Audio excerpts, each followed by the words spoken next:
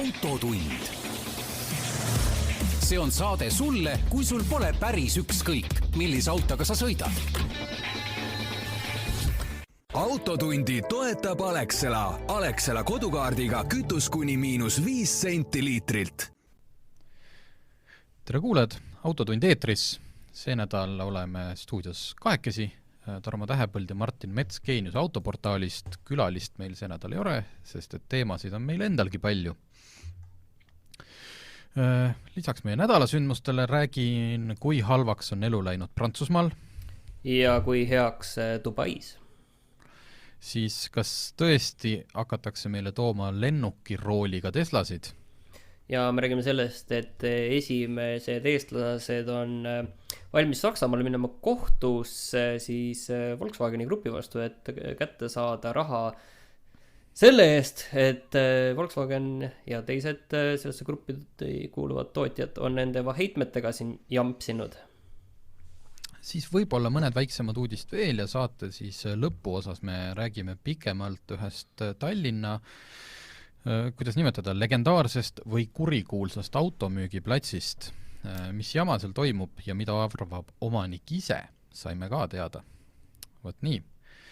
Aga meie nädalasündmus, Martiniga siin arutasime seda asja enne saadet ja leidsime, et on olnud väga igav nädal.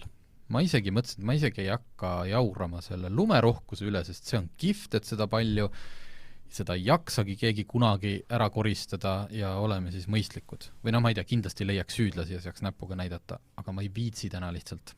Ei tea, ei hakka sellest rääkima, me oleme tõesti juba rääkinud sellest ka. Just, aga kuna oligi nii igav ja mõnus talvine oleks, siis ma sattusin üks päev sirvima, ma ei teagi miks, Lamborghini Huracan STO, see on kõige võimsam Huracan, mida praegu osta saab, hinnaga 299 000 eurot, aga selle hinnakirja ja mis siis on siis selle auto, ütleme, lisavarustuses saab osta, et hind, eks ju, algab 299 000, aga selle raha eest on saadaval ainult 4 värvi, mida nimetatakse üldiselt kui basic.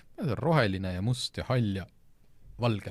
Aga kui sa tahad natukene erilisemat värvi, siis loetelu on väga pikk. Matid läikivad nagunii, aga ikka sellised arancio bruciato, arancio xanto viola, ühesõnaga, ma ei hakka siin oma Itaalia keelt rääkima. Kõige odavam lisavärvitoon maksab 12 000. Siis nad kerkivad seal 15 000 ja lõpuks on võimalik spetsiaalvärve saada ka 20 000 euro eest. Me räägime autost, millel hind juba on sul 300 000. Siis järgneb igasugused disainkleebised ja siis on selline asi nagu graafikapakett. Ma nüüd ei saa aru, kas siia sisse käib juba ka see eriline värv, aga näiteks on kirjas, et täielik graafikapakett sinu enda valikul, mis sa sealt siis valid, maksab 34 000 eurot. Ehk siis üks väga korralik pereauto või linnamaastur ja juba nagu otsapidi ka terve elektriauto saab selle täieliku graafikapaketi eest. No nendel pereautodel on ka kindlasti täielikud graafikapaketid olemas, lihtsalt need on ka teissugused ja selle hinnas sees. Jah, et see hinnakiri on väga pikk, mida saab juurde osta. Siis näiteks Kere täielik süsinikpakett läikivast süsinikjõust on 19 000 või ütleme isegi 20 000 eurot, aga matt süsinikjõud kõigest 16 000, et läikivat on järelikult raskem saada. Aga kuna Martin on teise otsaga ka ikkagi tehnoloogia ajakirjanik on ja olnud, siis kõige kummalisem asi, võib-olla see ei ole ainult Lamborghinil, see võib olla ka mõnel teisel automargil nii, lihtsalt praegult me räägime Lamborghinist. Kui sa tahad oma autole saada Android autot ja Apple CarPlay'd ja tuletan meelde, et enamikel tänapäevastel autodel on need juba standardvarustuses, siis Lamborghinil maksad sa selle eest 3240 eurot. Nüüd mul tekib küsimus, või kas sa oskad kommenteerida, kas Lamborghinile tuleb, kas igal autol tuleb eraldi progeda need või miks siis Lamborghinil see 3200 eurot maksab ja Hyundai'l näiteks ei maksa mitte midagi? no ma arvan, et see hind on lihtsalt seal selles mõttes, noh, keegi on veits nagu lakke vaadanud ja siis võtnud selle, et mis see hind nagu võiks olla. Ma ei julge nagu pead anda, kas seal tuleb nagu midagi, kui palju ja mis seal tuleb eraldi teha, ma ei julge seal nagu sinna minna, aga ma arvan, et see ei ole väga palju, mis on vaja teha. Just, et see rubriik siin oli pealt inimesele, kes on kogunud raha Huracan STO jaoks ja tal on juba see vajalik 299 940 eurot olemas, siis kahjuks sa pead natuke aega veel koguma. Aga on ka odavamaid asju. Teate, need nupud, mis rattaventiili otsa käivad, need korgid. Lamborghini logoga ventiilikatted 180 eurot. Noh, need ma saan isegi endale osta. Ainus ühe asja ma saan endale lubada sealt nimekirjast. Nii, kuidas sinu nädal möödus? Vaikselt. Ja seetõttu mulle torkaski paar päeva tagasi silma, et LHV saatis välja teate, et nad enam ei anna liisingut diiselmootoritega autodele, uutele, kus eraldi toodi välja uutele, et võib-olla kasutajatele annavad, aga aastast 2030, et nad juba enda klientidele pika perspektiiviga annavad teada, et kui sa nüüd 9 aasta pärast tahad endale osta diiselmootoriga autot, siis mine vaata teiste juurde. Samas mul muidugi tekkis küsimus, et kas see ei ole selline isetäituv asi, et lihtsalt ega neid väga palju ilmselt siis nagu müügil ei olegi ju. Uusi. No, jah, ilmselt, et LHV nüüd sellega oma liisingosakonda nüüd väga raskesse olukorda küll ilmselt ei pane ja põlve ei tulista, et kui 2030 on siin neid tähtaegu ka edasi lükatud ja mõned diiselmootoriga autodel müügil on, siis ilmselt on tegemist peamiselt võib-olla siis ettevõtte või tarbesõidukitega ja küllap need vajadusel joonistatakse mingiks ettevõtte laenuks või asjaks. Aga tavainimene võib-olla tõesti siis diislit enam ei osta. Aga pankadel tegelikult on selline sellised rohelised liisingud ka, ma tean, et minu meelest see on Swedbankil ja see on ka LHV-l, et nad annavad sulle soodsamatel tingimustel laenu, kui sa tahad osta elektriautot, täiselektriist. Ja ma vaatasin tegelikult neid tingimusi, et sissemakse alates 10% näiteks LHV-l ja intressimäär 2,29, see ei ole nüüd nagu selline kuidagi nagu meeletult soodne, sest ma tean, et mina ostsin enda kasutatud auto, võib-olla seal on teised tingimused, aga selle intress ikka oli 2,1 äkki liisingul. Et igal juhul soodsam. Vaatasin SEB lehel. Aga ühest teisest pangast, mitte LHV-st. Elektriauto intress oli SEB-l vähemalt reklaamina välja toodud lausa 1,85. Nii et tegelikult need on nii väiksed summad, see on jälle selline samamoodi nagu see, et LHV diislitele enam liisingut ei anna 2030. Väike nagu pankade rohepesu on nagu halva tähendusega pangad tegelikult väga toredat asja lihtsalt. Nad saavad väga hea sõnumi välja anda ja reaalselt nad ei tekita omale oluliselt mingit kahju majanduslikku sellega, et nad teevad natukene väiksem, sest auto liisingu intressid on nagunii nii madalad. Ja samas ka elektriautod on kallimad kui tavalised autod. Neid ostetakse vähe ja eks neil see on võib-olla natuke riskantne väide, aga vist see vastupidavus on ka mitmetes aspektides ikkagi parem. Jah, seal on vähem neid võib-olla katki minevaid osi. Küsimus on, keeruline on hetkel seis, ütleme siis tarbijale nõu anda on nende autode jääkväärtusega, et see, ma ei tea, kas see on paika loksunud, sest et mõned aastad tagasi oli küll see jääkväärtus ei olnud väga hea elektriautodel, sest keegi ju ei teadnud täpselt, mis nende akkudega juhtub.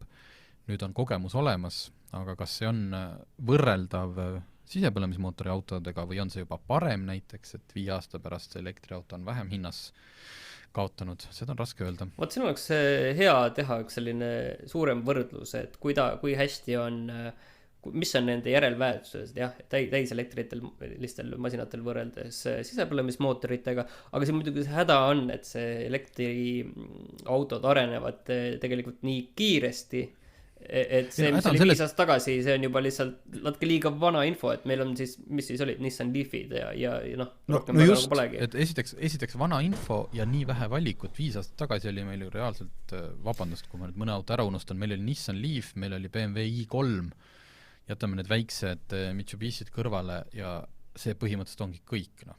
Et sellised suurem laine on tulnud siin paari viimase aasta jooksul. Aga elektriautodest või siis kaudselt sellega seonduvalt uudis Prantsusmaalt. Prantsusmaal hakkas see aasta kehtima üks päris karm maks. Et kui näiteks elektriautodel on seal toetus 6000 eurot, hiljuti oli meil uudis, et ka kuni 12 000 eurot, siis arvata on, et mida rohkem neid elektriautost ostetakse, siis kuskilt peab see toetusraha tulema. Ja Prantsusmaal on nüüd see koht leitud. See ei tulnud nüüd ootamatult, see on mõnda aega teada olnud. Lihtsalt, kui seda nüüd lüüa otse autodeks, siis on see päris karm. Volkswagen Tiguan R, mis on Volkswagen linnamaasturi kõige sportlikum versioon, üle 300 hobujõu ja toodab 225 grammi kilomeetri kohta CO2. Ja Prantsusmaal on nüüd selle põhine maks, mille nimi ma ei hakka hääldama, hakkan küll, malas ökologik, ühesõnaga, ei oleks pidanud hakkama. See Volkswagen Tiguan R on Prantsusmaal 30 000 eurot kallim, kui ta mujal oleks, ehk siis näiteks Eestis. Ja seda tänu selle maksu tõttu 30 000 eurot lisandub maksu. Siis see, et palju see siis maksab ja palju see Eestis siis maksab see, mis see vahe tuleb Eestis seda hinda veel ei ole, aga üldiselt selle auto hind on umbes 55 000 eurot. 55 000 ja nüüd maksab see Prantsusmaal 85 000 eurot. Et põhimõtteliselt sisuliselt võib selle auto seal ostuvalikute kataloogist kohe ära kustutada enda jaoks, et sellel ei ole mõtet. Raske öelda, ma ei tea, sest tegelikult ei ole meil ka üle lahe naabritel ju on see sama Vero olnud väga pikalt, kus on mingid väga suured kallid sportautod on ju 2 korda rohkem, näiteks mis me vaatasime Ferrari 812, mis Eestis maksis 350 000, maksab Soomes 700 000. Samamoodi on neid riike veel, lihtsalt Euroopas ei ole see väga levinud olnud ja Prantsusmaa on nüüd selle otsa lahti teinud. See maks hakkab tulema 130 grammi juurest kilomeetri kohta.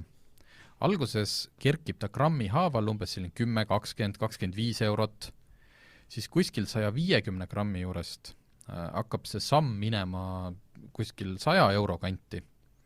Ja siis, kui see number hakkab 200-ni lähenema ja ületab seda 200 grammi kilomeetri kohta, siis hakkab see iga gramm tähendama peaaegu juba 1000 eurot, mis tähendab, et esiteks ma näen natuke küünikuna ette, kuidas autotootjad, neil on aina enam põhjust iga jumala grammi seal kuidagi susserdama hakata. No optimeerida, ütleme nii.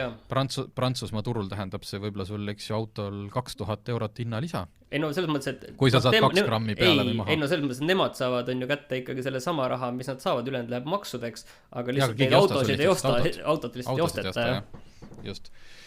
Aga selles mõttes see 30 000 eurot on ülempiir, et sealt üle enam ei lähe, et see 225 ongi maksimaalne, 30 000 eurot ja sealt edasi võib ka 3 või 400 grammi kilomeetri kohta olla, maksad ikka 30 000 eurot. Ja järgmisest aastast, mis nagu, ma ei saaks öelda, et need maksud, nad ei ole ju nii mõttetud, sest et ühe käega ma olen ikkagi päris loodussõbralik ka, et ma näen, et meil on see CO2 vaja maha saada. Sul on rasked valikud. Mul on rasked valikud, et CO2 ei tule ise maha. Aga vaata, kui me ehitame tuumajaama, siis sa võid endale 3 sellist autot osta ja ei ole mingit vahet. Jah, kas meil on mingi keskkonnatund ka kuskil olemas, et tahaks tuumajaama inimestega vestelda. Ma isegi ei ütle, kummal poolel joont ma asun selles vaidluses. Aga et 2022 lisandub Prantsusmaal ka kaalupõhine maks, mis tegelikult mulle meeldib. Ja sellepärast meeldib, et see just võib-olla paneb inimesi ostma, nagu ma ei ütle, et nad peavad kõik tormama elektriautost ostma, aga see, kui sõidetakse üksinda mingi 2,5 tonnises linnamaasturis kogu aeg, et see on tegelikult veits lollakas. Aga kuidas elektriautosid päästab, kui elektriautod... Need ei käi sinna alla. Need ei käi sinna alla. Selge. Ja pistikhübriidid ka ei käi juhul, kui nad suudavad 50 kilomeetrit sõita vähemalt elektriga. Lisaks, minu arust on väga tore seadus, see kaaluseadus. See hakkab pihta 1800 kilost ja see on 10 eurot iga lisakilo eest. Mis tähendab seda, et tegelikult alla 1800 on enamik mõistlikke pereautosid. Ka enamik väiksemaid või siuksi tavalisi linnamaasturaid on alla 1800. Kui me räägime, ma arvan, siin mingitest Škoda Karoqist näiteks. Aga väga tore on see, et on ka erandid. Näiteks, kui sa oled 3 ja enama lapseline pere, siis iga lapse kohta on 200 kilo lubatud ülekaalu. Kui suured need lapsed on. Aga okei, ma lihtsalt tahtsin öelda seda, et minu vaade sellistele maksudele ja et võimalikult keeruliseks sellised asjad ajada on ilmselt natuke teistsugune kui sinul. Aga ta ei ole keeruline, ta on väga lihtne maks. Palju lihtsam oleks, kui seda üldse ei oleks. Aga tegelikult ma ei tahtnud sellest hakata tegelikult vaidlema. Ma tahtsin tulla tagasi nende mitte kilogrammide, vaid grammide juurde, ehk siis heitmete juurde, et kas sina tead, palju sinu autol neid gramme sealt välja tuleb? Ei tea. Oot, see on see, et me räägime nendest grammidest siin kogu aeg, aga ma ei tea sellepärast, et mul on vana auto, mul on 20 aastat vana auto. Ma ei tea, et siis üldse mõõdeti. Kui mul oleks uus auto, siis ma kindlasti teaks. Okei, ma vist ise nagu peast arvaks, et ma kuskil nägin seda numbrit passis ja äkki oli 180 grammi, võib-olla ikkagi päris palju. Aga lihtsalt võtame ära sult selle, paneme selle maksu peale. Vaat, ei taha. Aga siit võimegi edasi minna selle juurde. Ei oota, ei lähe veel edasi. Ma mõtlen, kuidas inimesed hakkavad ostma mõistlikke autost, mis ei tooda CO2? Mis see sinu lahendus, ütleme, kui juhul ma eeldan, et sa tunnistad, et meil on teatud kliimaprobleem, siis sest et täiesti teine äärmus. Ma jube kihvt, ma kuulan, eks ju, mingit Ameerika podcasti, kus nad on saanud juba käpad taha sellele Dodge Ram TRX 700 hobujõudu. Eks ju, mingi täiesti megamaastur, millega pidi olema üle liivatüünide kütte niimoodi, et silmad punnis juba, õudselt hea. Ja nad keeravad aina vinti üle. Ja muudkui, me teeme aina raskemaks, ma üritan siin praegult guugeldada, kuidas on naelad inglise keeles? Pound.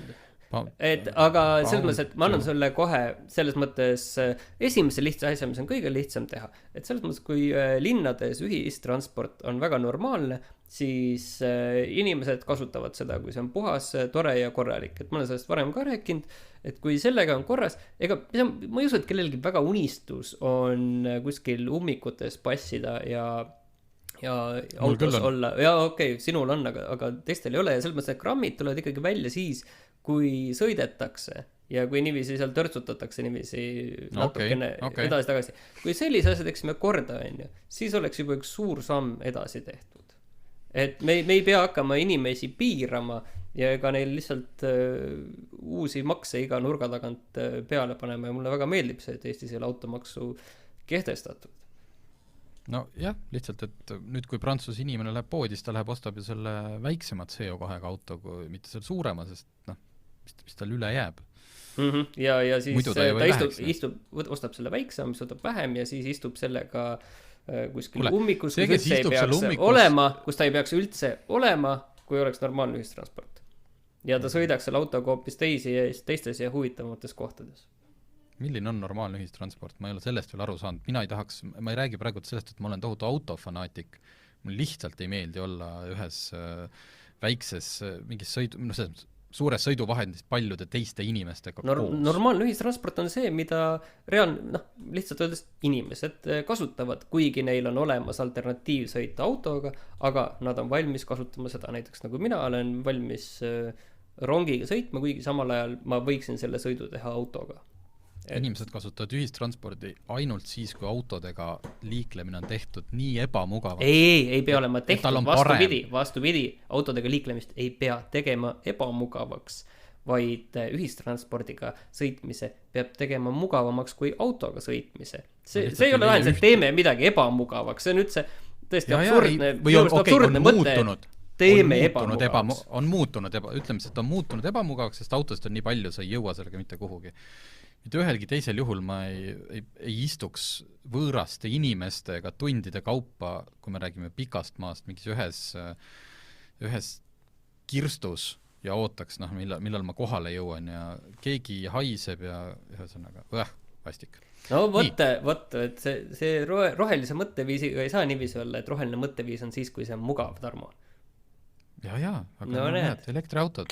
Pange mind elektriautosse, mitte ühistransporti. Ja nende akude, ütleme, nendest keskkonnamõjust me oleme juba rääkinud, et niikaua kui see akude keskkonnamõju on kuskil mujal, siis sul on ükskõik, ma saan aru. Ja olgu. Nii, Dubais läheme soojale maale. Ei, ma tahtsin tegelikult rääkida nendest petudiislitest kohe siia peale. Okay. See on õige. See oleks väga loogiline üleminek olnud, et siin paar kuud tagasi oli see üleskutse, et kes tahab minna siis Volkswageni vastu hagi esitama, et saada, palju seda raha on võimalik saada nüüd selle eest, et sinu auto tarkvaraga on jamsitud? Väga segane, seal olenes su auto ostu hinnast ja ütleme, jutt käis pigem sellest, et kui sul on ikkagi näiteks 55 000 eurost ostetud Audi Q7, näiteks kasutatuna mingil määral, siis seal tuleb ikkagi juba räägib 17 000 sellest kahjutasust, aga mõne Volkswageni puhul ei tasu see asi üldse ära. Nii et see on hästi keeruline. Aga siis see advokaadibüroo, see Hugo Legal, see ajab seda asja, et Eestisse ka, sest kohtus tuleb minna Saksamaal, mis on iga eestlase jaoks keeruline ja kui jutt käib sellest, et seal ma lugesin, et 4000 eurot võid saada mingi sellist, et see väljavaade on suht väike, pluss veel see, et alguses sa pead need advokaadikulud kõik ise kinni maksma, et selles mõttes, et seda on üsna raske on nagu minna sellise loto peale välja, siis nüüd selgub ikkagi, et 10 esimest eestlast lähevad Saksamaal Volkswageni vastu kohtusse. Selles mõttes, 10 ei ole õige, see on, nad ei saanud välja öelda, mitu neid oli. Aga esimesed on minemas. See oli et 10 vist veel ei olnud, või ta oli alla 10, aga lõpuks me jõudsime selleni, et seda numbrit ei öelda mulle. No ühesõnaga, siin on ilmselt kõige olulisem see nüüd, mis nende selle esimese käputeiega saab.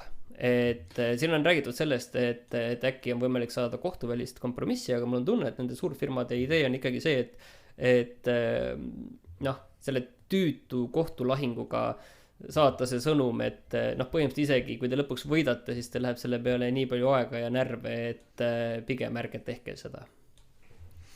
Ja päris nii ei ole sellepärast, et Saksamaal ja mitmed teised suurriigid ja inimesed on juba nagu sealt oma raha saanud ja see on muutunud, et seal ei ole loodud sellist pretsedenti, et sa lihtsalt lähed neid dokumendid ette ja kantakse sul raha üle, et iga inimene peab käima sealt kohtust läbi, aga ja loomulikult on siis teine pool ka seal vastas, kes esitab ebamugavaid küsimusi ja üritab seda numbrit võimalikult väikseks kaubelda, aga ma sain aru, et pigem ongi mindud selle peale välja, et enamik neid kaasuseid lõpebki kohtuvälise kompromissiga.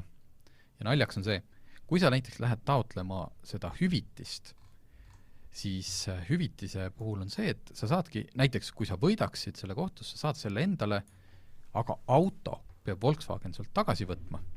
Et sa sisuliselt müüd ilmselt siis mingi parema summaga, kui sa maksid või ma ei tea, mis see võit seal on, oma auto Volkswagenile maha. Aga need kohtuvälised kompromissid seisnevadki selles, et ega Volkswagenil pole nende autodega midagi teha. Et jätad auto endale, saad mingi valuraha ja siis pärast sul ei ole enam mitte midagi öelda. Ja kogu selle kohtus käimise taustal tegelikult on see, et keegi ei tea, mis saab edasi järgmistel aastatel.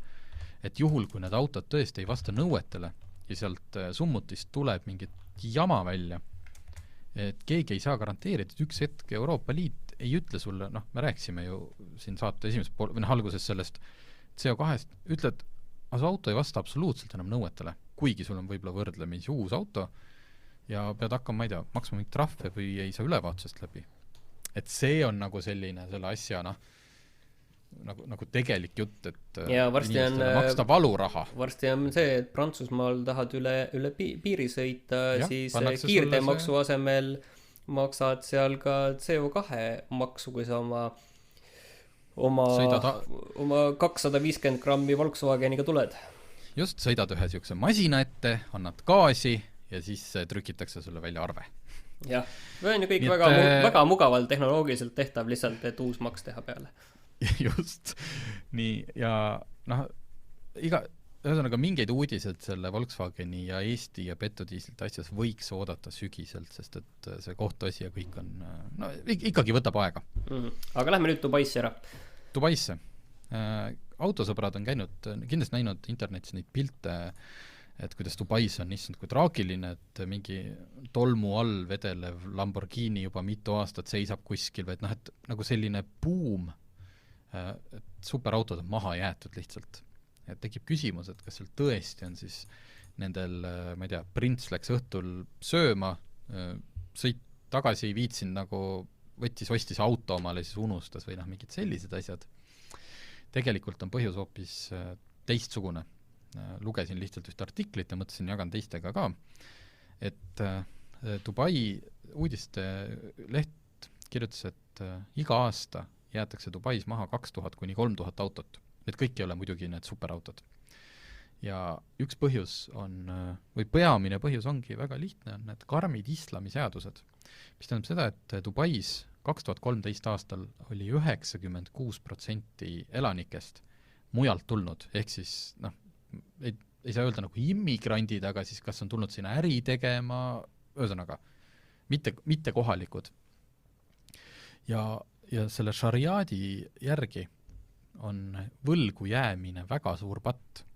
Mis tähendab seda, et kui su äri on läinud natuke halvasti, väga halvasti, ja sa ei jõua, et sa oled ostnud, ma ei tea, oma Ferrari või Lamborghini või oled ostnud liisingusse, ühesõnaga, kui sa jääd kellegile võlgu, siis esimene mure ei ole sul, ossa jumal, mis mu autost saab ja kuhu ma panen ja kas ma saaks selle nüüd kuidagi ikkagi maha müüa. Kui sa oled jäänud võlgu, siis su esimene mure on sealt Dubaist ja üldse Araabia Ühendemiraatidest ruttu minema panna. Ja mitte siis ilmselt autoga minema panna, sest sellega ma ei tea, autoga. Lennukiga ilmselt minnakse. Just sellepärast, et muidu sa satud sinna päris karmi vanglasse, sellest seal täpsemalt juttu ei olnud, mis seal vanglas sinuga siis juhtub või kui kauaks. Ja ühesõnaga see ongi see põhjus, miks need fotod internetis on, kuidas mingid autod on maha jäetud, sageli võtmedki ette jäetud, et inimesel on lihtsalt tekkinud makseraskusi ja ta on maalt lahkunud ja see auto ei ole tema kindlasti esimene mure. Enamik nendest autodest korjab muidugi võimud kokku, sellepärast on ka need teised uudised, kus on, et Dubai või Abu Dhabi võttis mingi Ferrari politsei auto omale kasutusse. Nad ei ole seda ostnud. See on lihtsalt rekvireeritud. Neid pannakse üldiselt oksjonile ja siis saab neid osta sealt. Võt, nii et kui lähte Dubaisse, Abu Dhabisse, Araabia Ühendemiraatidesse üldiselt, siis ärge võlgu jääge.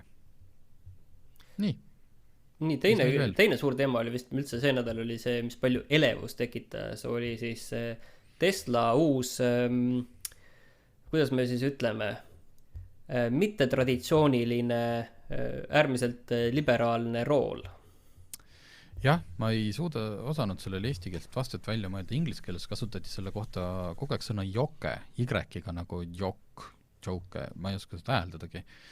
Aga kes kujutab ette Knight Riderit, kitti või siis lennukit, et Tesla näitas oma uuenenud Model S ja Model X versioone, selle sisse kuulub see Blade pluss eriversioon ka, millel on nüüd siis üle 1000 hobujõu kiirendus 2 sekundiga 100, täiesti jabur pereauto, Model S, eks ju.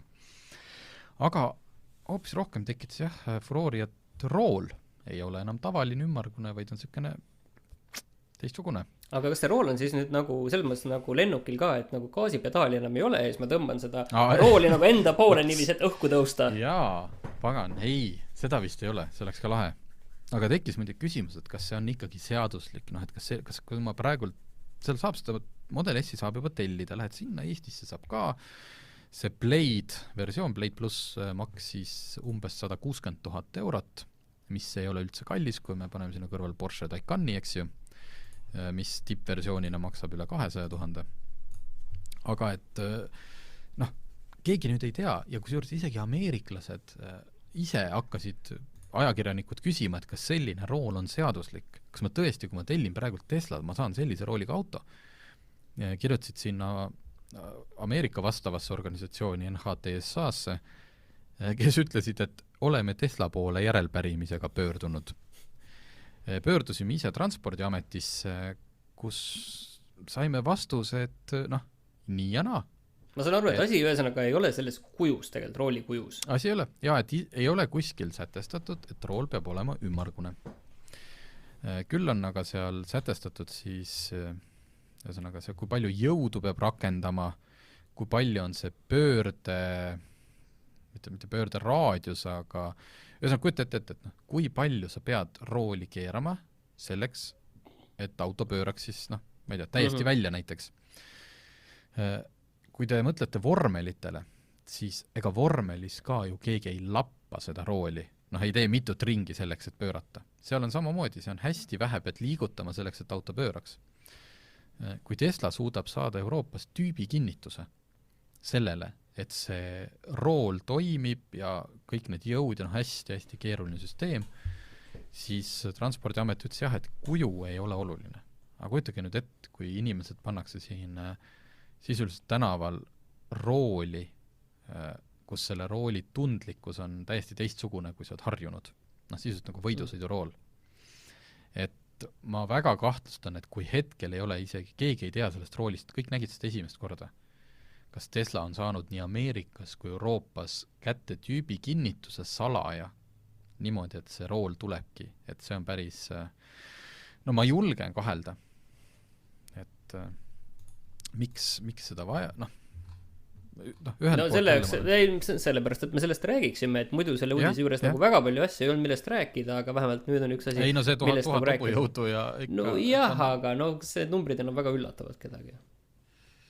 Natuke see ka, et Model S ei ole saanud tegelikult oma väljatulekust saati korralikku mudeli uuendust, et see on üks esimesi selliseid suuri.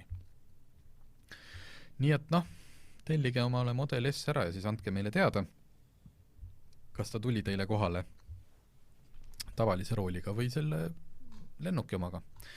Nii, teeme kiirelt veel 2 väikest uudist.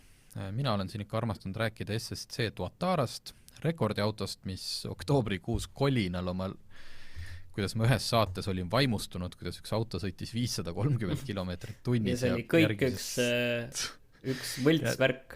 Järgmises saates selgus, et see kõik oli nii vale või ühesõnaga neil täiesti ebaõnnestus. Nüüd on teinud Toatara uue katse ja kaasanud kõik, keda vaja, kes seal seisid kõrval, igasugused GPS-i tootjad ja sõltumatud YouTuberid, et keegi ei hakkaks jälle nagu rääkima, et petate. Ja ei, see auto ei sõitnud 530-ga. Küll tegi see auto, sõitis mõlemas suunas edasi-tagasi nii nagu peab ja ikkagi tegid nad seeriaautode kiiruse maailmarekordi. 455 kilomeetrit tunnis, mis on vähem kui see üle 500, 503 vist oli eelmine kord see keskmine.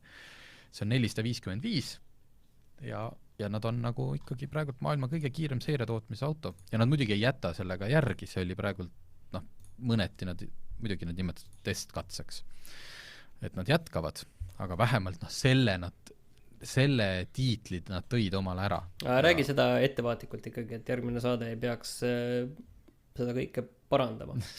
Aga räägime lõpetuseks, enne kui lähme meie pika teema juurde korra sellest, et kui toreda põhjenduse üks lubadeta härrasmees andis, kelle politsei kätte sai roolist, et 18-aastane härra ütles, et probleem on tegelikult selles, et Transpordiamet või Maanteamet, Transpordiamet ei taha aru saada, et ta on tegelikult väga hea juht ja on teda juba 3 korda eksamit läbi kukutanud. Jah, et juht on politseile juba varem vahele jäänud sellega, et ta sõidab ilma lubadeta ja kui teda nüüd uuesti kinni üritati pidada, siis ta otsustas, et ei ole tal seda jama enam vaja ja sõitis eest ära. Ma sain sealt politsei teatest aru, et tal tegelikult vist õnnestus korraks ära pageda, aga ta saadi pärast muidugi kätte. Sellest on ka väike klipp, kus ühel ringteel ta peaaegu kaotab ka juhitavuse, suudab selle taastada, mis tähendab seda, et äkki seal 18-aastasel noormel ongi õigus ja ta ongi väga hea juht, mida näitab ka see, et ta otsustas politsei eest ära sõita. Tahtis ilmselt demonstreerida võimude juuresolekul, kuivõrd hea juht. Et eksami ikkagi liikluses ära teha niiviisi, jah? just, ja tema põhjendus oligi jah, et teda kukutatakse eksamil läbi ja sellepärast on ta sunnitud sõitma ilma lubadeta. Nüüd ta saab selle oma asja üle vist oli kas 20 või 22 päeva arestimajas järgi mõelda ja arvata on, et lähiaastatel tal ei ole sinna eksamile ka asja, aga ta vähemalt saab teistele rääkida, kui hea juht on. Nii. Jõuame siis autoärini.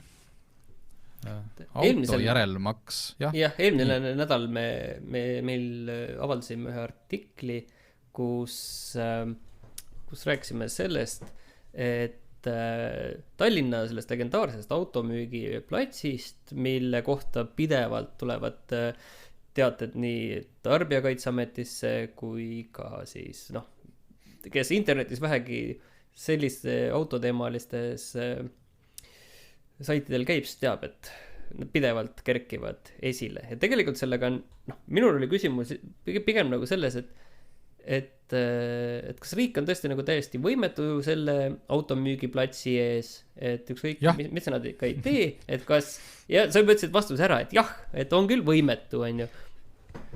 Ja kas, või kas teistpidi neile tehakse ülekohut?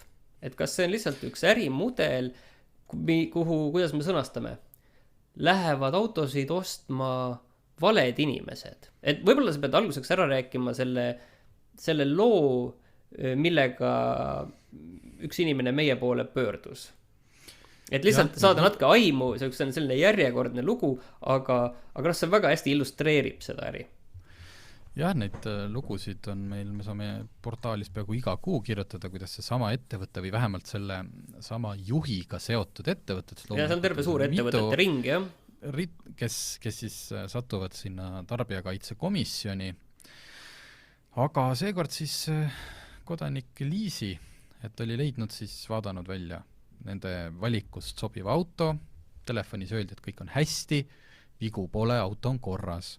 Inimene tuli Raplast kohale, aga et mitte tühjalt sõita, siis ta palus auto ära broneerida. Muidugi, selle eest pidi maksma ka broneerimistasu, olgu. Kohale jõudes selgus, et auto on arestitud. Ehk siis tal on see kasutamis mingi märge peal ja sellega kaasnevad mingid nõuded. Auto järelmaks esindaja meile ütles, et tõsi, et vahepeal selgus, et sellele on nõuded peale pandud, nemad ei tea midagi. Inimene on Raplast kohal tulnud, valis järgmise auto. Selgus, et pimedas ei paistnud sellel kõik vead välja, käigukast jukerdas, sõitis tagasi. Võis valida uue auto. Valis ühe Mazda. Ilus punane, öeldi, et ongi et väga hea auto, saitegi parema auto omale. Pumbati veel rehvid ka natuke, rehvidesse õhku ja 2 kilomeetrit hiljem ja läks rehv tühjaks, siis ta jõudis selle kuidagi mingi see rehvi paranduspunkti, seal tõsteti üles, selgus, et 2 rehvi on läbi, selgus, et see auto on põhimõtteliselt müügiks korda kopsitud, põhi on seda läbi. Seda ei saa sisuliselt üles tõstagi. Siis oli asi juba päris paha. Ajas seal asju, helistas, karjus. Ühesõnaga, temal päeva lõpuks närvikulud ja mõned 100 eurot kõrvale jättes, tema sai oma raha tagasi. Tarbijakaitseamet ütles, et see Autode Ost OÜ on viimase 2 aasta jooksul, selle kohta on tehtud 9 avaldust, milles on 7 otsust tarbija kasuks tehtud. 2 teise firma suhtes on veel tehtud 5 avaldust ja eraldi on Tarbijakaitseamet väljastanud selle juhatuse liikme kohta ka lausa eraldi postituse teinud oma lehel. Ja kuna ta on jätnud nende ettekirjutusi tegemata, siis on ka mustas nimekirjas. Nii, see on selline, kuidagi tüüpiline odavate autode plats, kus jõuamegi nüüd selleni, et nagu sina ütlesid, et kas see ongi võib-olla koht, kuhu inimesed ei peaks minema ostma. Võt siin on nagu 2 aspekti minu meelest, et üks asi on see, et need autod, mida seal müüakse, need on väga odavad. Ta ongi 1000 eurosed Mazda 3-d, et ma arvan, et kellelgi ei ole illusiooni, et 1000 aastat vana Mazda 3, mis on siis ilmselt 10+ aastat vana, et selle põhi on roostes. Et ma arvan, et kellelgi ei ole sellist illusiooni, et seal kuidagi võiks olla teistmoodi. Kellelgi, kes autodest natukenegi teavad. Jah, ja samas siin on see häda, et need odavad hinnad meelitavad kohale inimesed, kes absoluutselt tegelikult ei peaks selliseid autosid ostma ja kes ilmselt siiralt arvavad, et tegemist on kasutatavate autodega pikas perspektiivis. Et tegemist ei ole autodega, mis ilmselgelt ei vaja nagu remonti. Et selles mõttes ma arvan, et siin lihtsalt tuleb olla teadlik ostja. Teine asi on lihtsalt see, et kui sealt on nagu väga palju tulnud teateid, kus seda remonti on tehtud nii-öelda, et see auto oleks vähegi müügikõlbulik, on tehtud väga käepäraste vahenditega ning ilmselgelt vigu varjates, et seal sellise asjaga on muidugi ilmselgelt nagu kuri karjas. Aga samas, nii kaua kuni keegi ei lähe kohtusse, nii kaua ei juhtu ka midagi ja ilmselt kui keegi isegi läheb, siis lihtsalt ta saab selle raha tagasi sisuliselt ja ei juhtu ka midagi, on ju. Et kokkuvõttes need on ikkagi sellised üksikjuhtumid, see on suur autoplats, sealt käib väga palju autosid läbi. Ma just tahtsin, Tarmo... 195 autot on hetkel, kui me seda lugu tegime, oli neil müügis. Aga Tarmo, on sul ka endal isiklikku suhet selle müügiplatsiga? Oled sa ise sinna midagi viinud või toonud? Ei, mina ei ole. Ma saan aru, et sinu juures mingid tüübid on käinud ostmas ühte sinu Mazdat, kas see võis olla see sama ettevõte?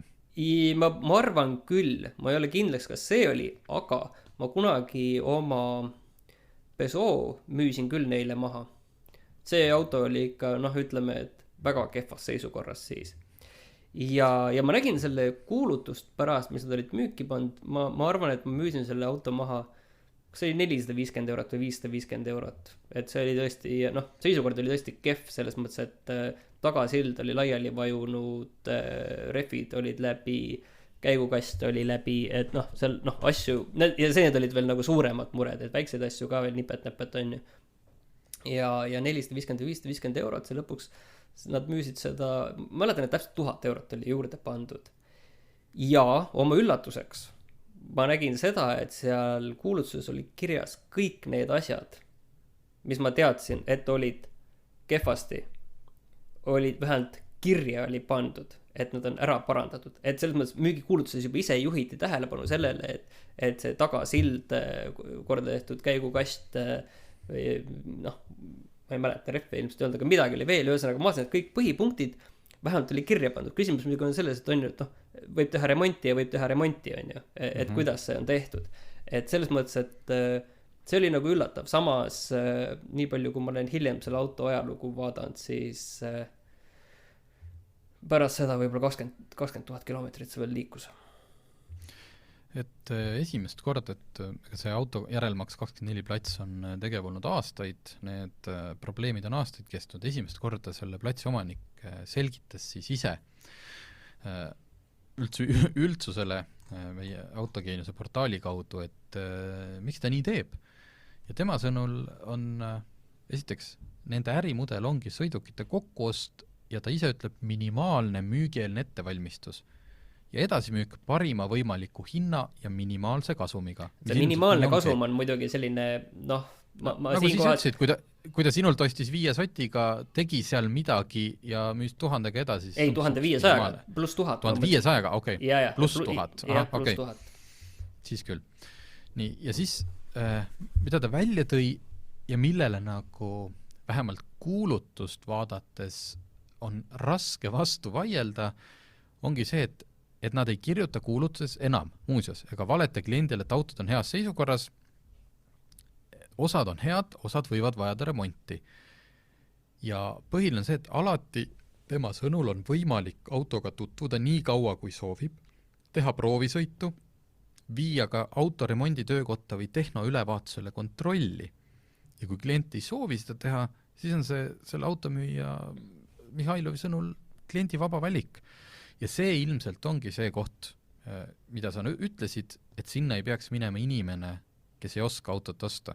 Jah, et kui tegelikult internetis ringi vaadata, siis tulevad inimesed ja ütlevad, et jah, ma ostsin sealt ja olen väga rahul, aga ma muidugi valisin hoolikalt ja pikalt ja olin koos spetsis sõbraga ja noh, umbes sellised asjad on ju, et sa vaatad nagu kõik üle maksimaalselt.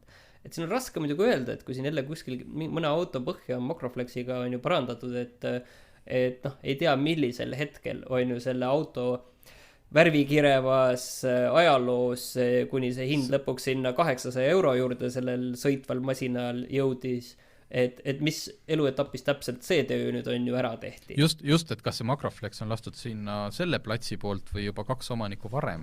Jah, et selles mõttes, et noh, teistpidi ma nagu ei tahaks ka neid on ju õigustada, et see asi on nagu väga piiripealne, see on selge. Ja kindlasti on selge ka see, et kui inimesel on seal mure, siis ega nende muredega väga lihtsalt ei tegeleta. Et muidu need asjad ei jõuaks sinna tarbija vaidluse sinna komisjoni on ju. Et seal kindlasti nagu see suur probleem seal on, aga samas ma arvan, et siin on ikkagi nagu ajakirjanduse ülesanne, et juhtida tähelepanu selgelt, et sinna jõuaksid need inimesed, kes tõesti oskavad ja teavad autot osta. Et see on see, et sisuliselt me juhime tähelepanu ju nagu iga asja ostmise esimesele punktile. Kui see asi on liiga odav, et olla tõsi, siis ta ilmselt nii ongi. Et see on ju selline ohumärk, kui keegi müüb sama autot 1000 € odavamalt, siis peab ju olema mingi ront. Aga siin on muidugi vaata selliseid neid optimeerimiskohti, et minu teada seal ka see, kui sa müüd neile auto, sõlmid ostumüügilepingu, on ju, siis ega nad ei lähe sellega kohe on ju Maanteeametisse, et see enda nimele ümber vormistada, vaid selle asemel seal venitatakse paar nädalat ja leitakse autole, see tehakse võimalikult ruttu, tehakse korda ja seal leitakse autole uus ostja, tehakse uus leping ja siis minnakse juba Maanteeametisse nende 2 lepinguga. Et põhimõtteliselt hüpatakse üks üle selle ühe ja kokkuvõttes selle auto ostja maksab selle Maanteeameti ümbervormistamise kinni, on ju. Et vähemalt nii palju, kui ma olen aru saanud, nagu see asi käib. Et selles mõttes, see on ka selline väike optimeerimise koht, on ju, kui sul on, tundub iseenesest, mis see registreerimine on 40 € või midagi sellist, on ju. Samas kui sul on 194 autot korraga müügis ja teed seal korrutustehte, siis sa saad juba nagu arvestatava numbri, on ju. Ei, kahtlemata see on selline, nagu see loo alguses räägitud Liisi juhtum, et natuke tuleb ka, seal vähemalt meil on see Liisi versioon asjast, ta tuli väikse lapsega ka veel Raplast ja kui talle tõesti sealt platsilt teadlikult anti auto, millel on rehvid katki ja need pumbati täis lihtsalt, kui sul seisab platsil auto, millel on rehvid tühjad ja kui sa ütled kliendi sõnul, me paneme natuke, paneme need rõhud paika, eks ju, või paneme natuke juurde ja tegelikult pumpad sa täis lihtsalt katkise rehvi, et natuke aeg ikka peab ja saadad talvel inimese väikse lapsega sellega teele, sealt kuskilt see piir lähebki. Et kas sa tõmbad natukene mingit teist autoärikat ja püüad kasumit teha või sa lihtsalt ikkagi täiesti inimeste teadmatuse peal mängides, kes ei kujuta ettegi, et auto, jupid, millest auto koosneb või et auto põhi võib olla nii läbi roostetanud, mis on tegelikult palju olulisem kui see, kas sul see uks on läbi roostetanud või mitte, et eks ta on õudselt hämar ala. Ühesõnaga, nagu laies pildis on selge, et juriidiliselt on kogu see asi okei. Et Tarbijakaitseamet, tehnilise tarbijakaitseamet, see võib teha neid ettekirjutusi, on ju palju tahab, aga kokkuvõttes, nemad ei ole, on ju, see isegi mitte see organisatsioon, mis teeb trahve, on ju. Ei, Tarbijakaitseamet ütles selgelt, et ettevõtlusvabadus tähendab kõigile õigust asutada vabalt ettevõtteid ja tegeleda äritegevusega, kuni seda ei ole kohtulikult ära keelatud. Ärikeelu määrab kohus pankrotiseaduse alusel, ettevõtluskeelu määrab kohus lisakaristusena kuriteo eest, mis iganes, see tähendab vist siis eraisikule, et ta ei või ettevõtlusega tegeleda. Ja tarbijakaitse ütles, nemad ei lähe selles mõttes seda ettevõtet kohtusse kaebama, et võtta neilt ära mingi äritegevusõigus. Ja ka politsei ei tee seda. mis tähendab seda, et ainuke võimalus, et see ettevõte mingit pidi, kui keegi nüüd tunneb, et tegeletaksegi ikkagi väga vale asjaga, siis ma saan aru, et eraisik peab võtma selle kohtude jalge alla ja sealt võib areneda see, et kui avastatakse, et teda on teadlikult petetud ja keegi saab siin ettevõtlus- või ärikeelu.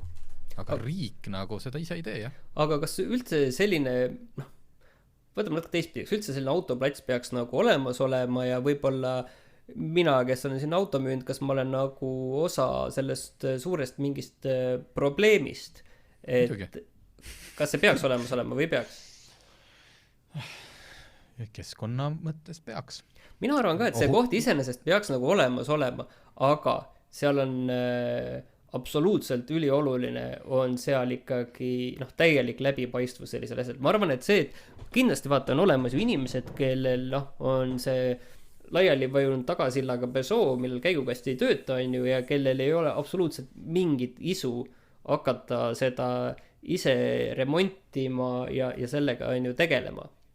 Aga kindlasti, ja aga samas teistpidi, tegemist ei ole ka veel autoga, mis sisuliselt peaks ikkagi pressi alla veel minema, on ju. Et ta on nagu sinna teel, aga ta ei ole veel päris seal, on ju.